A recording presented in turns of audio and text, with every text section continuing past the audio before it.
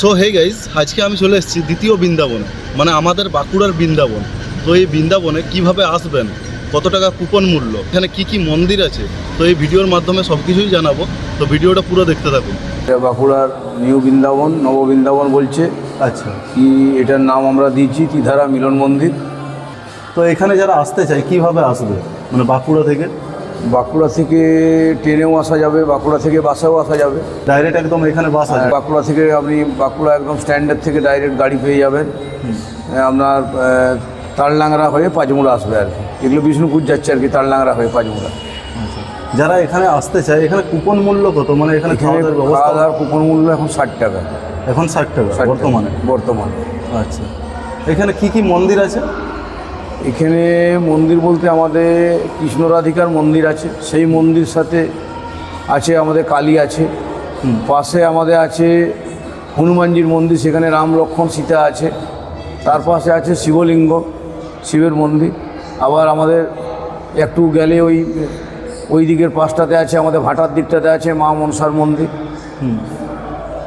এছাড়াও কি কি আছে? এছাড়া আমাদের এখানে ওই যে শিব আছে, বাবা শিব ভোলানাথ।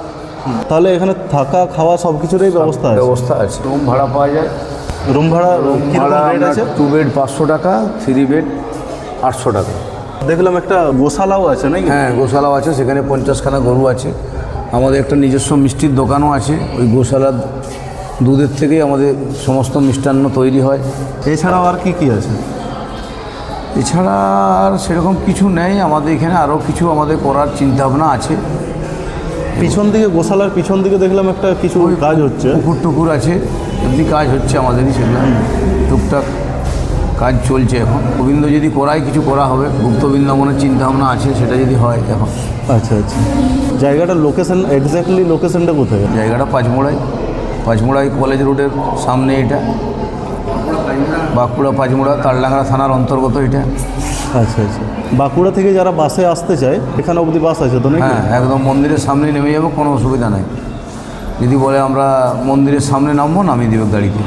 গেট কটা অবধি খোলা থাকে? গেট আমাদের সকালে ভোর 4টায় আমাদের মন্দির খুলে দেওয়া হয়।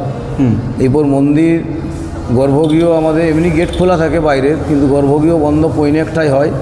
আবার এখন আমাদের শীতের জন্য আমরা 3:30টায় গর্ভগৃহগুলো খোলা হয় মন্দিরে। এরপর আপনার ভক্ত অনুযায়ী আমাদের হয় 8টা পর্যন্ত খোলা থাকে এখন। আর কুপন কটা পর্যন্ত দেওয়া হয়? কুপন আমাদের দেওয়া হয় 12টা পর্যন্ত। কটার থেকে? সকাল 8টা 8:30 থেকে এখন 12টা পর্যন্ত দেওয়া হয়। তা কুপনের মূল্য 60 টাকা? 60 টাকা। 8টা থেকে 12টার মধ্যে কুপন পাওয়া যায়। এখানে যারা থাকতে চায় তার জন্য সুব্যবস্থাও রয়েছে। এমনি কোনো অসুবিধা নেই এখানে। এখানে আসলে তাহলে অসুবিধা কিছু হবে না? অসুবিধা কিছু হবে না। আর আরতির সময়? আরতির সময় এখন আমাদের 6:30, সন্ধ্যে 6:30। আরতি 3বার হয়। আচ্ছা, একদম সকালে ভোর হচ্ছে, সূর্য ওঠার আগে আরতি হয়ে যাবে, সেটা মঙ্গল আরতি। দুপুরে অন্নপ্রসাদ হয়, অন্নপ্রসাদের আরতি হবে, সেটা আপনার 12টার সময় হবে। 11:30 আমাদের ভোগ উঠে যাবে, ঠাকুরের অন্নভোগ। আচ্ছা, আর সন্ধ্যা আরতি 6:30। আরতির পরে একটু কীর্তন হয়, কীর্তনের পরেই মন্দির আমাদের পরিষ্কার করা হয়, দিয়ে বন্ধ করে দেওয়া হয় আর কি। কোটার দিকে বন্ধ করা হয়? মোটামুটি 8টা পর্যন্ত আমরা খুলে রাখার চেষ্টা করি। এবং ভক্ত যদি থাকে আমাদের 8:30টাও বাজে, ভক্তর উপর নির্ভর। আচ্ছা আচ্ছা, নাহলে 8টা। ঠিক আছে, ধন্যবাদ। আপনার নাম? ধন্যবাদ। আমার নাম সুশান্ত মণ্ডল। আমি এখানেই থাকি, দেখাশোনা করি আর কি।